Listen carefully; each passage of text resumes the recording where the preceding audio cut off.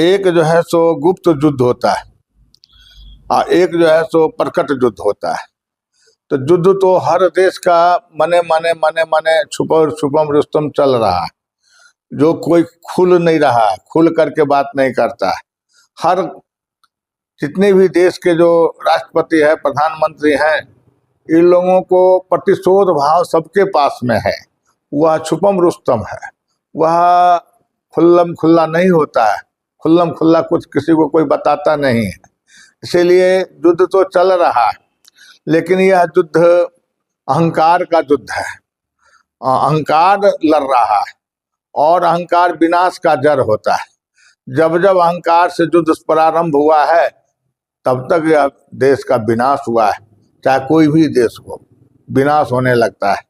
महाभारत में अहंकार था, अहंकारी दुर्योधन था, तो वहां विनाश हो गया। कहीं न कहीं कमी तो जरूर पड़ता है, कहीं न कहीं कमी है, तभी तो विनाश होता है।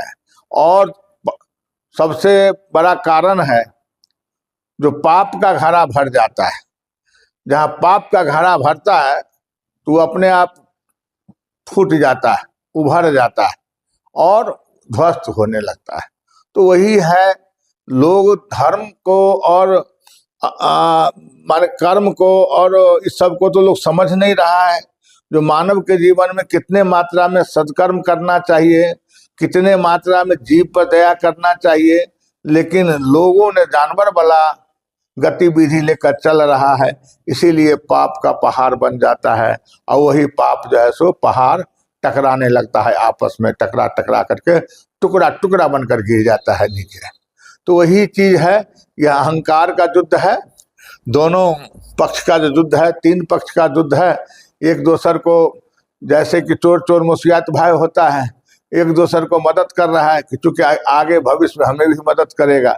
किसी को मदद करने का मतलब है मदद लेना, किसी को कुछ देने का मतलब है कुछ लेना। इसीलिए यही संसार है, यही दुनिया है, यही संसार है। ऐसे ही दुनियादारी में चलते आ रहा है। तो अभी जो युद्ध का ये जो कर्म चल रहा है, ये सब जो है सो स्वार्थ के युद्ध है, अहंकार का युद्ध है।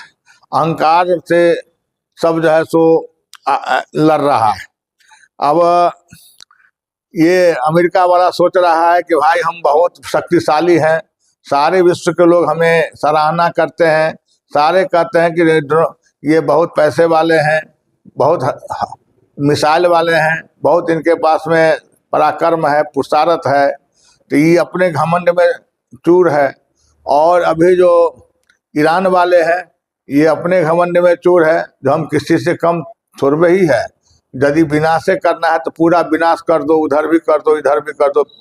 तो भाई, किसी समय में किसी राष्ट्रपति ने, किसी प्रधानमंत्री ने धन को संचय किया था, विधि व्यवस्था सुचारू रूप से बढ़िया बनाया, मुख्यालय को बनाया, राज्यसभा को बनाया, राष्ट्र भवन को बनाया,